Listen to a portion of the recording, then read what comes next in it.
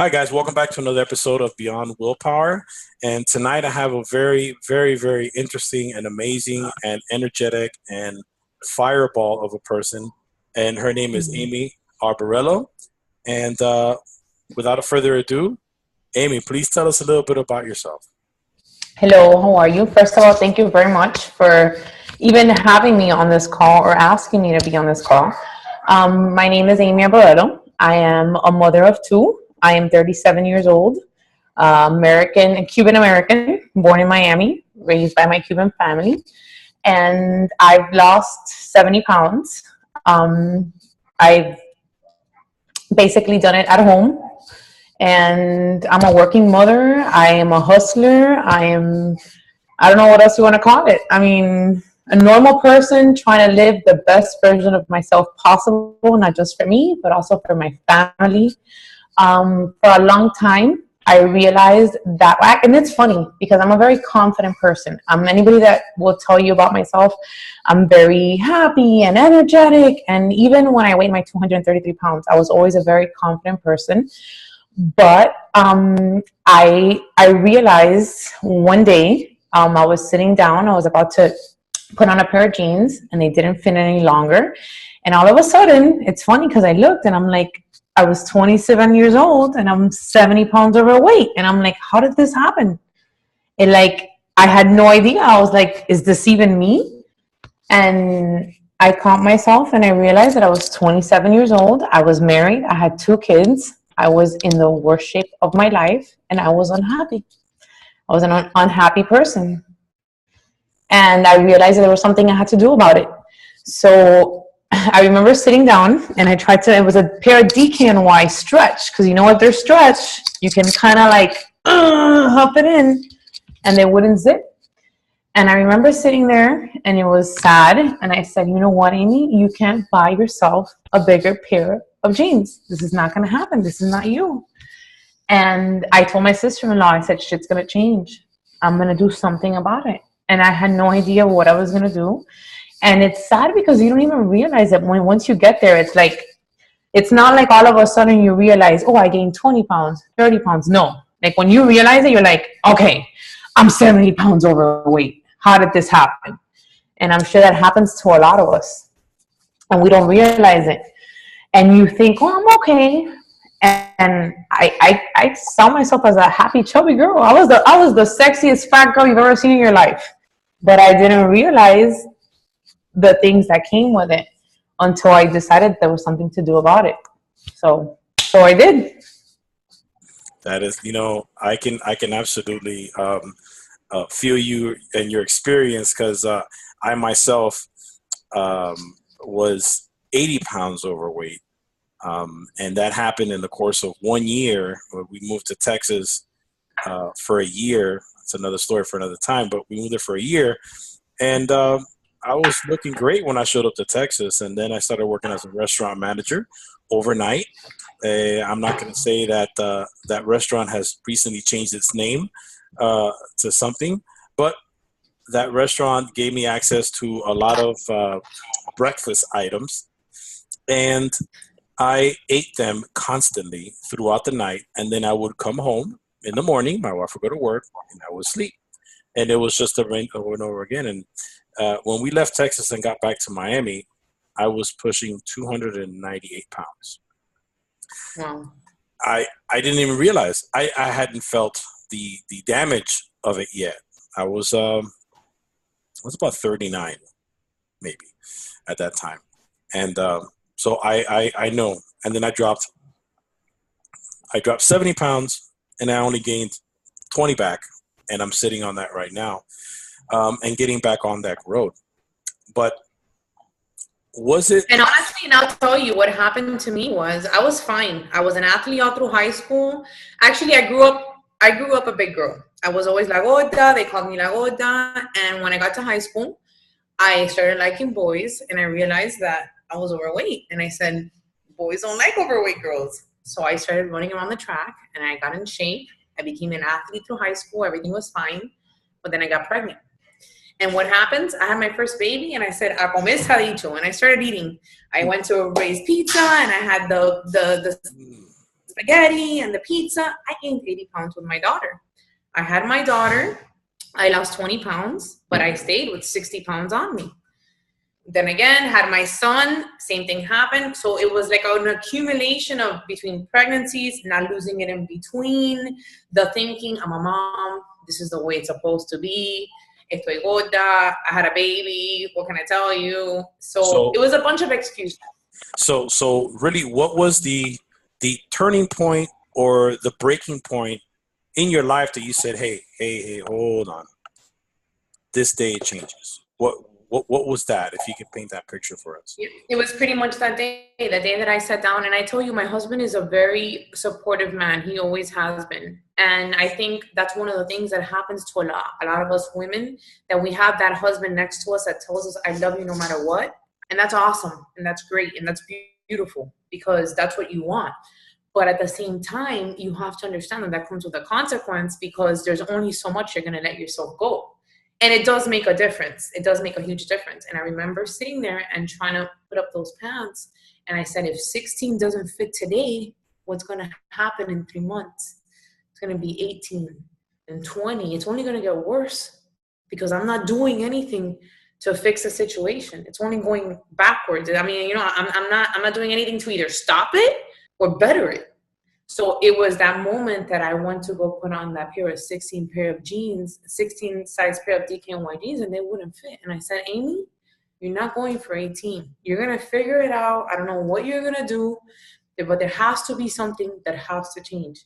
You're 27 years old and you're weighing 235 pounds.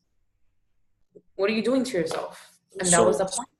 So why do you think before that moment with those jeans, with the incident with the jeans, what do you think up until that time, that you hadn't changed? Like, why hadn't you up to that point? Were you aware? Okay.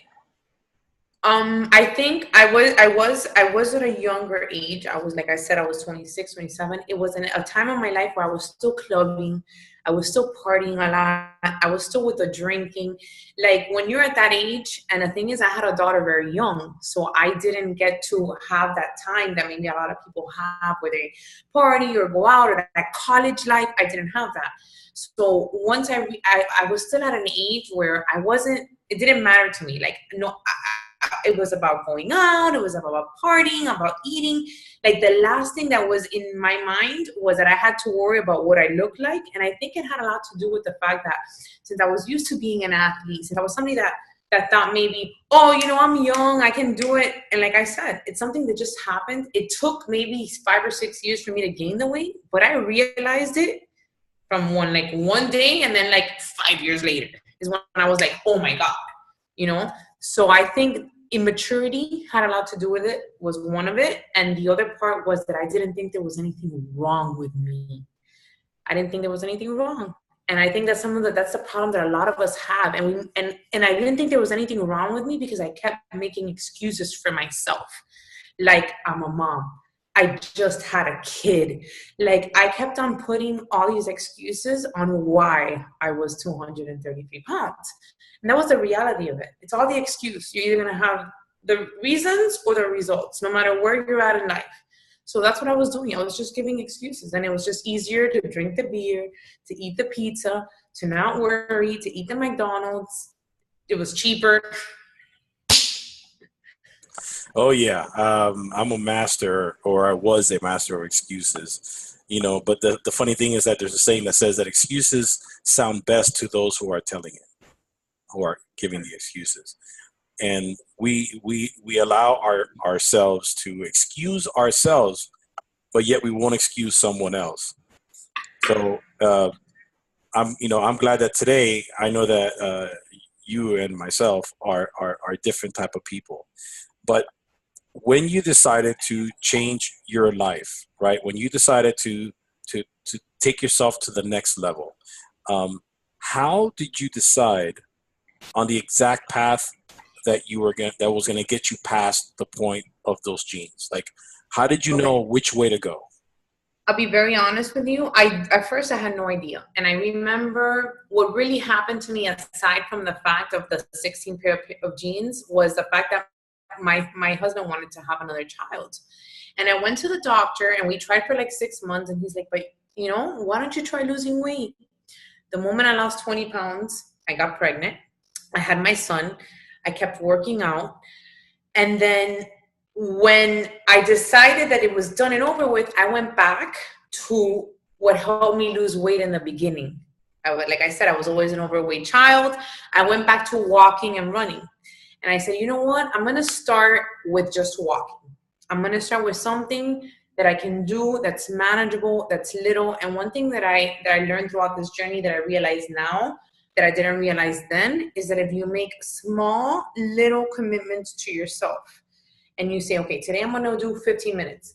And you do those 15 minutes, believe it or not, those 15 minutes are going to make you do the next thing, those other 15 minutes. Like it's a will thing that the moment you go ahead and you reinforce yourself on what you say you're going to commit to, you're going to get more willpower to show up the next day and the next day and the next day. And that's what I did. I said, I'm going to go back to walking. And I gave birth to my son. I started walking and I said, I'm going to walk an hour. Got him in the stroller, and I started walking him in the stroller. And after that, I said, you know what? I'm going to go ahead and I'm going to walk for half an hour. I'm going to jog for 10 minutes and then walk the other half hour.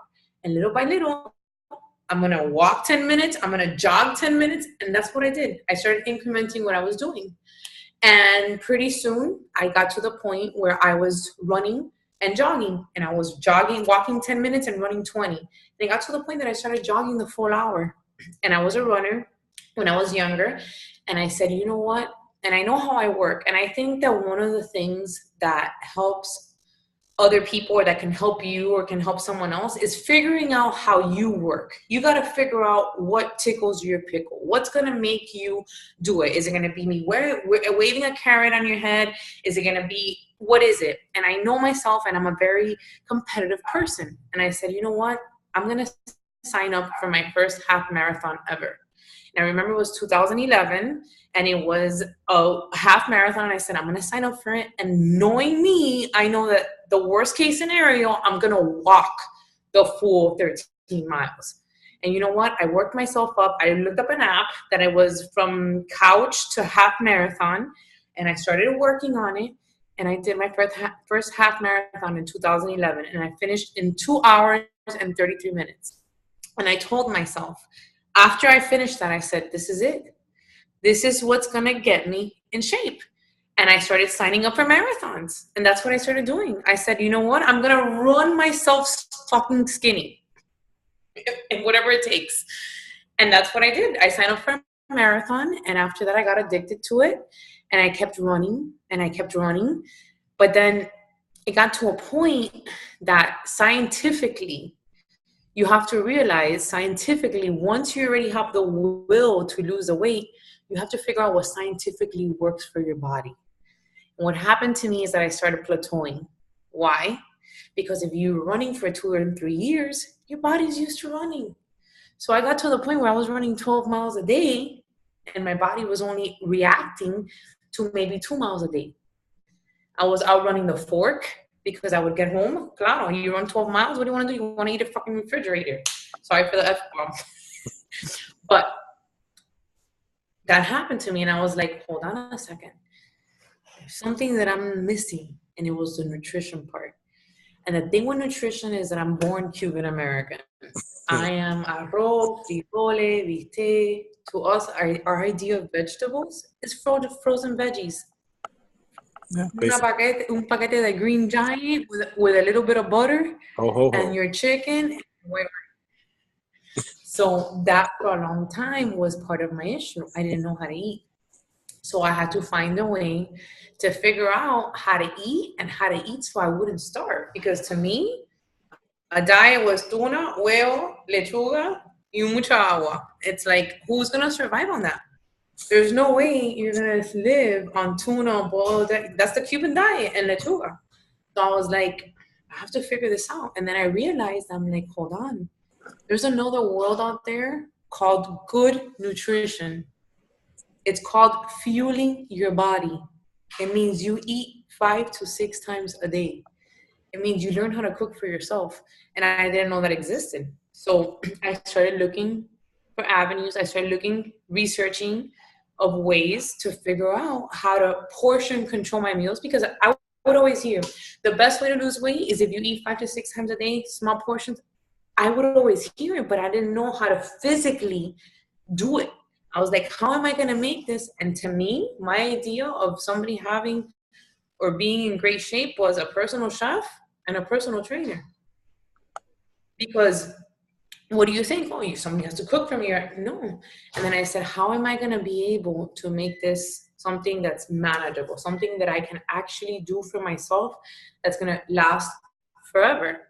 And I started looking and I started researching on ways to be able to eat healthy and fuel my body so that I wasn't starving, so that I was eating 5 to 6 times a day, but also that I was also working out efficiently, because it got to a point with running that I wasn't gaining any muscle weight.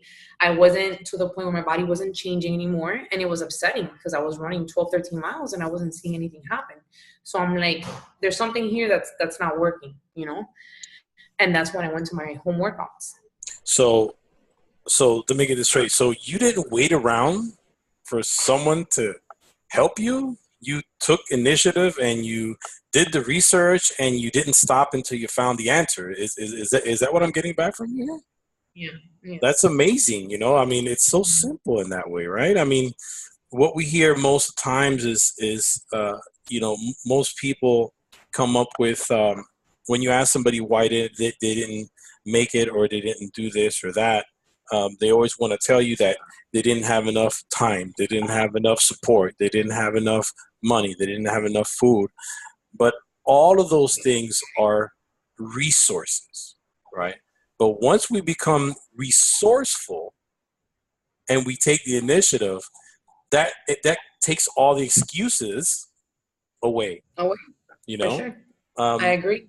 so this is And a then fun. that's where mindset is everything. Like you have to, like, it's either you have to see your problem as in, is this a problem and I'm gonna do something about it, or is this a problem and somebody gonna help me solve it? Like you have two stands to put, you know. And if you're seeing it as this is a problem, somebody's gonna help me solve it, then you're waiting around for someone to come around and give you the solution. I think that once you go out of your way and say, no, I have to find the solution, you're taking independence of that problem and you're saying, I'm going to figure out what I need to do to make sure it's not a problem anymore. You know, if most people, and this is, I have found this to be true in my life, if you ask for help and sit and wait, you'll never get it. But if you ask for help and start working, it just seems like everybody wants to start helping you and pushing you and helping you get there. So now that I said that, let me ask you a question that most of the listeners will want to know, because they want to know, did you find quick success and did everything work out the way you expected when you first started to find your way into health? Not at all. And honestly, I still find myself today struggling every day. Um, I think it's a struggle. It's gonna be an endless struggle, but it's a struggle that comes with its rewards. And I'll be honest with you. The more you raise your bar, the more you're gonna reach that struggle, because it's never like, it's not like I'm always gonna be okay. I lost 20 pounds. I'm done and happy. No, it's a never ending battle, and it's not even about the weight anymore. It just comes to a point that, like anything, weight, there's going to be times where it fluctuates. You're going to be 10 pounds heavier, 10 pounds lighter. It's summer. At the same time, you want to enjoy life. You don't want to live. I just came off having a competition where I was eating cod and vegetables for a month. So you want to come off and you want to enjoy that drink with your husband. You want to go and have that delicious burger, because life is only one, and you're not going to be living your life like by the strict, but at the same time, you're going to realize that there's times where you are going to struggle. And I'll be honest with you, there's been, with my challenge groups that I run with my girls all the time, one of my biggest struggles is the scale.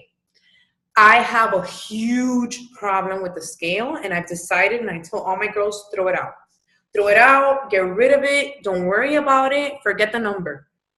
How do you feel? How does your clothes fit? How do you feel in the morning? How do you feel in the gym? Because weight, especially when it comes to women, it can be very tricky. I've been eating cod and vegetables for the last month, and I think the most I lost was 6 pounds, and it was the best I've ever eaten, but I was gaining muscle at the same time. So success is measured in many different ways.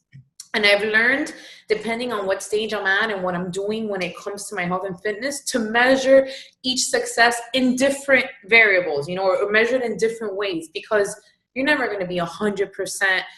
Oh, I'm so happy with who I am, because we're all human, and you're always going to pick at yourself and see. Even now that I see that I've lost all this weight, I still look at myself sometimes and I'm judgmental, because we're human and that's what we're going to see ourselves. But if you see yourself as in, and what I always try to do when it comes to that I look down on myself.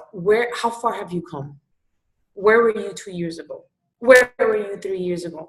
And every time, and this is what I realize, and I get goosebumps when I think about it, if you keep raising the bar every time, you just get better. And you might not reach that full success you want all the way in the top, but what happens in between is definitely going to raise you up there to where you were at the beginning, So it's that. And then at the same time, I remember when I first started this, I was like, portion control, eating 5 times a day, I can't do it. But I kept on raising the bar. And I'm now to the point, I was like, I'm going to do this competition. And now I'm to the point where eating 5 times a day for me is second nature. And if I have to eat cod and vegetables for a month, I can do it. I wouldn't be able to do that 3 years ago. So it all depends on how you measure the success and where you are now to where you were originally. And I think that's what's important. And just keep raising that bar. Keep going for more. Surrounding yourself with people that are better than you all the time. So you kind of glazed over the fact that you were in a competition.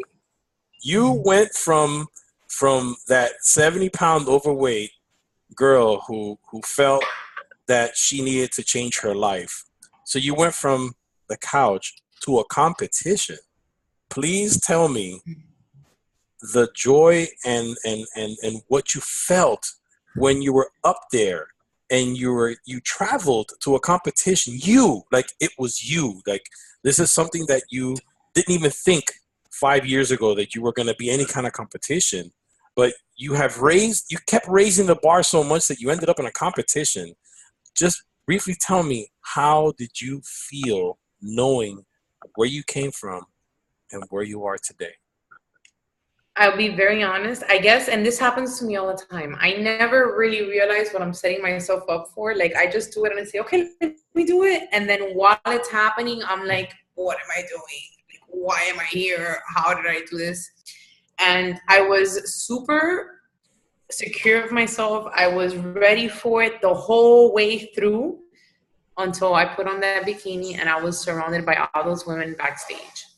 Like, once I saw myself and I looked at myself, like, no matter what I looked like, I envisioned myself like this 300-pound elephant compared to like these beautiful, and it was just, to me, I was like, what am I doing? ¿Qué estoy haciendo? Estoy loca. But it was, and I guess it has to do a lot with the kind of competition that I was in. I will tell you, this is a physique competition, but it's a competition with people that have also gone through a weight loss journey. Okay, so this is not just people that have, woken up and they're athletes their whole life and are just losing 10 pounds. These are people that have lost 50, 60, 70 pounds. And believe it or not, that makes a huge difference. Because when I was backstage, I was so scared. But seeing how scared these people were too, and I'll tell you, the only reason I ever joined this competition was because the prior year, I had one of my fellow coaches do the competition too. And she had lost 80 pounds. And I saw her walk that stage, and I was like, you know what? If she can do this, I can do this too. And she inspired me. And I said, she inspired me to do this. If I can use this journey and inspire someone else to say, fuck it, I got the balls, I have what it takes to cross that stage and do it too. If I can do that with one person, then it's going to be worth all that hard work. So I was backstage. I felt like, at first it felt horrible because you're like, oh my God, this is, I'm not going to win. And it wasn't even about winning, but I'm like, you keep comparing yourself. And once we did the whole process and we got through the stage, and at first we do what they call prejudging the day before. And then once you pass the prejudging, if you do pass, you get an email during the night that tells you you're going to be on stage. Once I got the email, I was like, yes. And my kids flew all the way over there just to see me. And once I crossed the stage, my team was outside. I was like, you know what? This is awesome.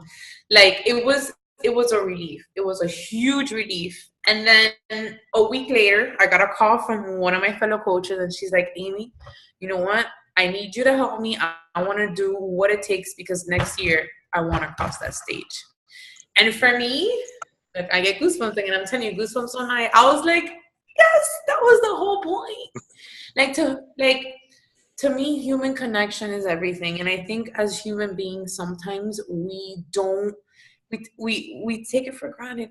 We don't realize the power that we have as human beings to make a difference in somebody else's life. Whether it be 1 second, whether it be that I understand you, I get you, I'm here with you. And I feel that sometimes when we put ourselves in those vulnerable stages, those stages where you're scared, where you're like, what do I do? I'm by myself. And you have someone else reach out to you. You have someone else. Like, that's everything. That's life. That's living. That's why we're human.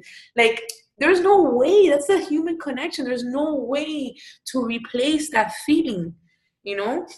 And it's funny because she texted me. It was one of my really good friends. She texted me a week and a half ago, and she was like, I'm doing this next year. And I said, you know what? If you need me there so that you can cross that stage feeling better, I'll do this shit all over again just for you. And you know what I'm hoping? The next year, not one, I inspire two.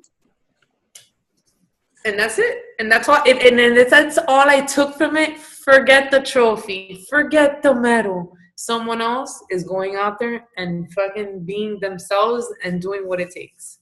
Well, you already got your trophy, whether it's a tangible one or not. That phone call, that connection that you made, and you said it a little while ago, where you were talking, it's surrounding yourself with the right people, right?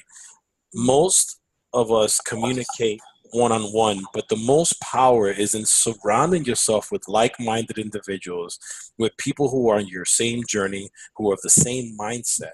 And if you're not strong enough or smart enough or ready, you get yourself together with the people that are. And those people, being around those people it's like osmosis, right? You get absorbed into their energy and their power, and it gives you the tools that you need to go forward. It becomes easier. Exactly. So what are you doing today to be you, right? So what are you doing today that you weren't doing 5 years ago? Okay, well, I'll be very, first of all, I trained myself to, and people say all the time, they ask me, Aimee, you have so much energy. How are you so motivated? Where does all this energy come from? And this is a quote that I picked up from, I don't know where, and they say motivation is like showers. You need it every day. I'm not motivated every day. I don't wake up motivated, but I've trained myself to be motivated every day. And I think that's one of the biggest things.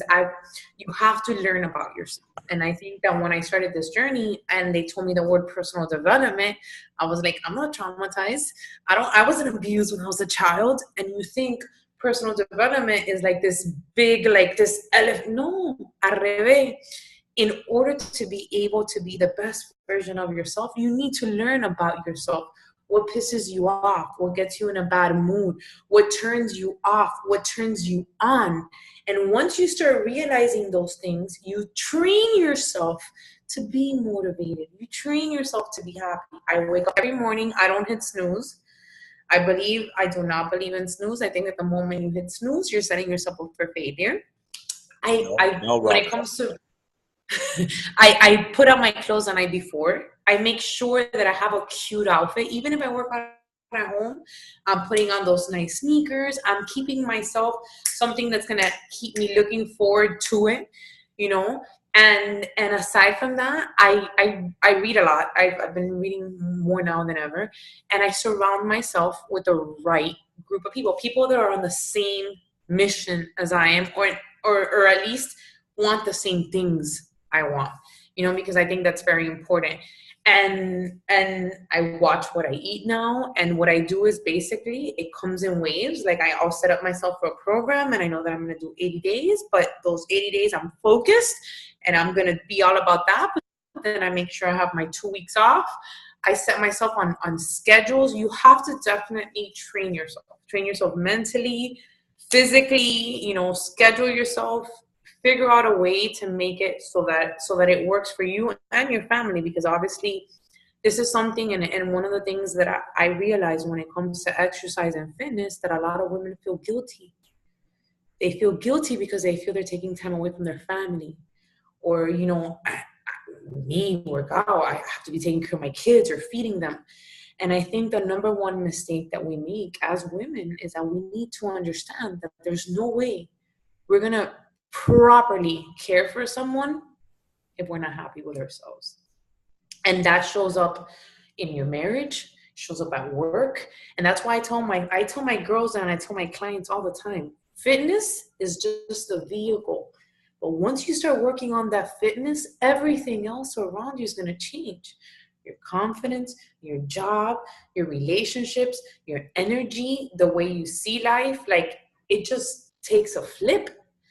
And it has to do with the fact that you have to make yourself a priority sometimes, even if it's 30 minutes. And you say, these are going to be 30 minutes that I'm going to take to myself so that I can feel good with myself, so I can handle everyone else or take care of everyone else, which I think it's one of the biggest problems we have as women. We feel selfish. We feel we shouldn't take care of ourselves. When that sounds about right, and I've heard it a thousand times. When I was a personal trainer, I used to get that feedback a lot. But what happens whenever we go on an airplane and they're doing the routine where they tell you about putting the seatbelts on, they say one thing. They say, if these oxygen masks fall down, first put it on yourself and then put it on your child or on the person sitting next to you. Because if you are in no position to help anybody else, if you are not able to. So I believe strongly in your philosophy and your mindset.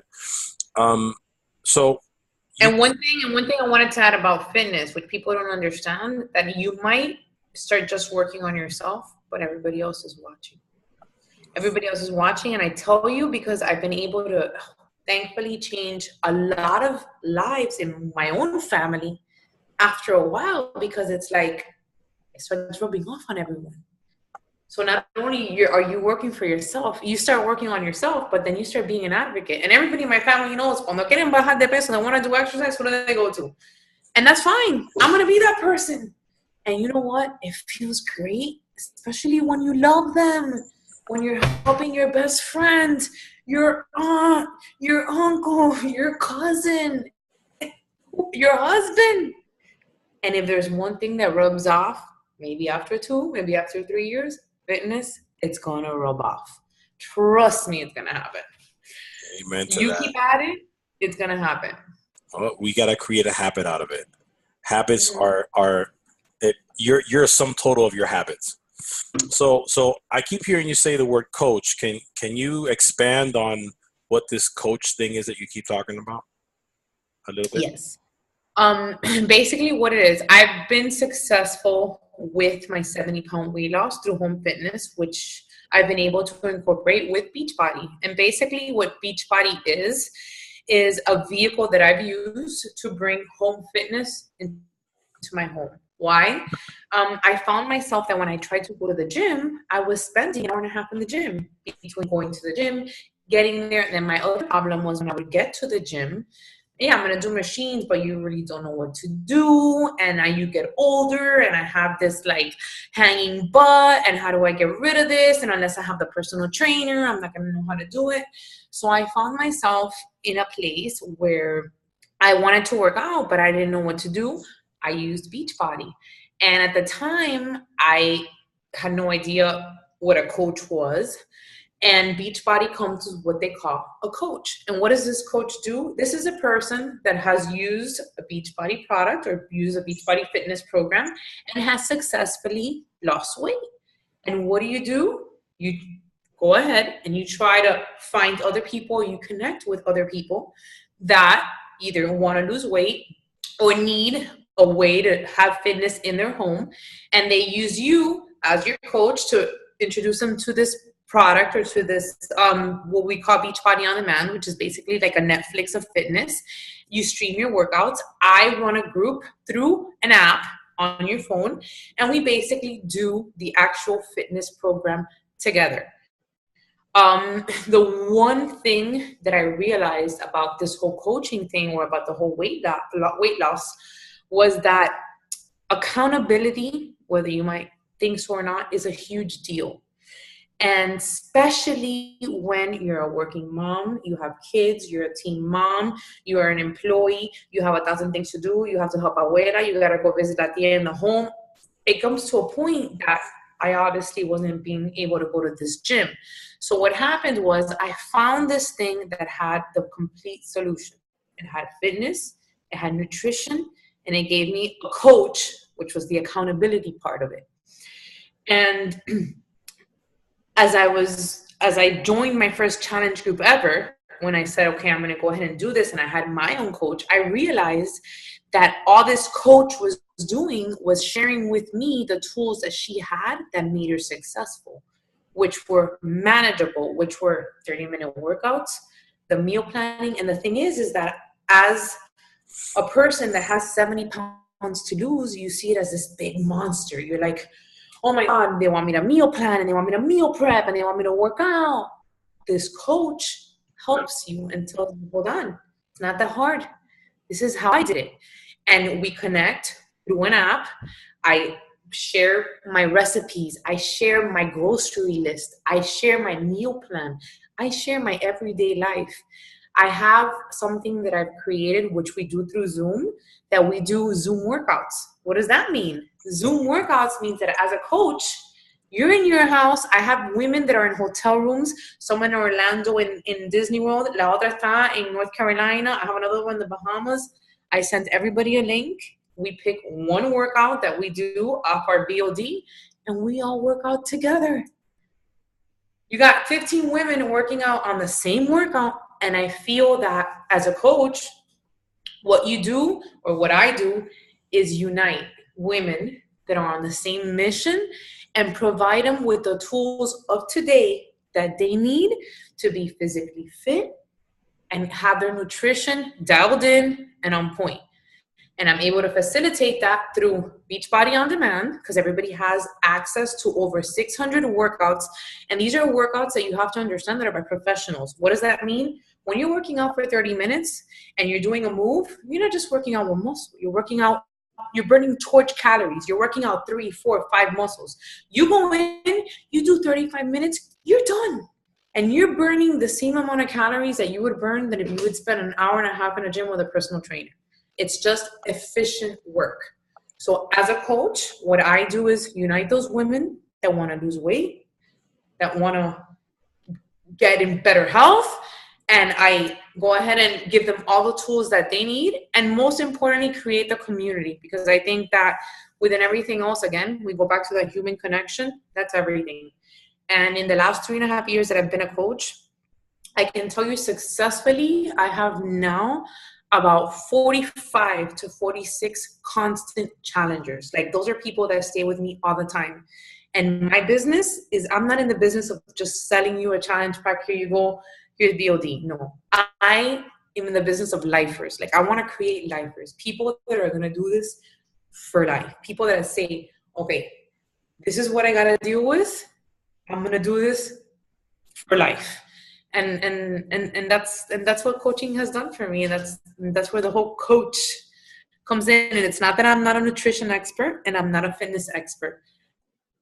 I'm a bretera, if you want to call it. I bring people together and I stick, and I'm a product of the product. I do the work. I do the job. You know, I do the thing. I do the damn thing, because you definitely have to be a product of the product. You can't sit behind something and say, do this and not do it yourself. Absolutely. Wow. What an amazing once again, an amazing person. I follow you on Facebook, I follow you on Instagram, and you know, you absolutely inspire me. As a matter of fact, you know, so much so that I wanted to do this podcast with you, because you're making moves, and you're making challenges, and you're inspiring a lot of people. Now Um, you just got to become a coach with me and help me change people. well, I'm going to be a coach in my own right. We're working on that right now. So, um, please tell the listeners how they can find you on all the social medias. And then I have one question for you before we finish. Okay, I am under Aimee Arabello on Facebook, or you can find me under Aimee Arabello _driven on IG. All right. And those are the only two social medias that you have right now. Do they have an email that they can email you at? Yes, you can. You can email me at coachabarello@gmail.com. Amen to that. I'm going to also put that in the show notes. And when I post this on Facebook, I'm going to put it on the post. So my question before we finish here is, give us your top 3 beyond willpower actions that can lead us to success. Okay, 3. Personal development, and especially early in the morning. Like, I think that's so important. I think we don't understand how bad it is to that. Like, we're filtered to bad news. Like, bad is the easy thing to believe, unfortunately. And I think personal development is number 1. Like, you definitely have to feed yourself that positivity. You have to find it within yourself to say, I am better. And unfortunately, we live in a society where it's all about no, no, no, negative, negative, negative. And we can't let that control us. Number 2, learn about yourself. You have to learn why you do what you do. And I think a lot of us don't realize that those are habits that have been instilled from us before we can even, like, when we were little, you know, like, learn about yourself, know what's wrong with you, what are you unhappy with. And I think sometimes we're scared of, like, writing that down. Like, I've sat down and say, okay, what do I need to fix about myself?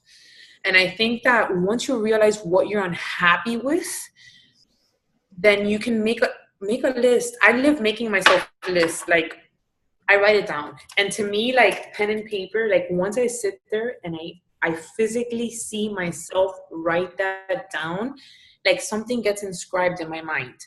And I think doing that and then realizing what you want to change about yourself is a big thing. And then I guess the last thing would be what you're going to surround yourself with. Like, that's really important. That is, I mean, and I realize that more now than ever. And it's okay to be scared. Push yourself, like, be vulnerable, get nervous. Pain. People are so scared of pain. I don't know why they're so scared of pain. Like, to me, honestly, pain to me means I'm alive. Like, if you feel pain, you're living, bro. Si te duele. Be scared when you don't feel anything, when you're numb. You know, like, to me, pain is like, yes. Why are we also so scared of pain? I love pain. I love pain. Go for the pain. You know what? When there's pain, there's growth. Don't be scared to grow. Don't be scared to grow. You should copyright that. Can you say that again? When there's pain? There's growth. Amen. We got to share that more often, man. More people got to understand that. You know,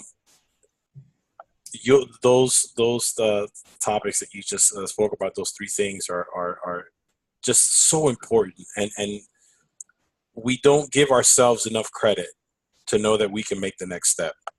So, you know what? Fuck people think. Don't worry about what people think, bro. They're gonna talk regardless. And you know what? The only reason people are talking whenever they're talking is just because they can't figure out their own shit. You know, because if the only reason people are talking shit is because they can't figure out their own self. You know, like, if they're busy talking shit about you, they're not worrying about their own shit. You know, you shouldn't have time to be talking shit about people. It's because most people put their own limitations on everybody else. Yeah, for sure. And that's the sad part. So I learned that the hard way. So thank you so much. I know this is only going to be the first of many podcast that we're going to have together, because I definitely need to have you on board. And I know that we have some things going to be working. What you guys don't know is that me and Aimee are talking about doing stuff together in the future, and you will be informed as soon as we have it ready. So I want to thank everybody for listening. I want to thank everyone for watching. I will be putting this on the Beyond Willpower Podcast Facebook page, and I will share it with Aimee so she can put it on her page. And I will put everything down in the show notes. Aimee, thank you once again for making the time. I know you are busy, and thank you. Just thank you once again. Thank you for having me. It's been an honor. Stay blessed. The honor is mine. All right. You too. Peace out.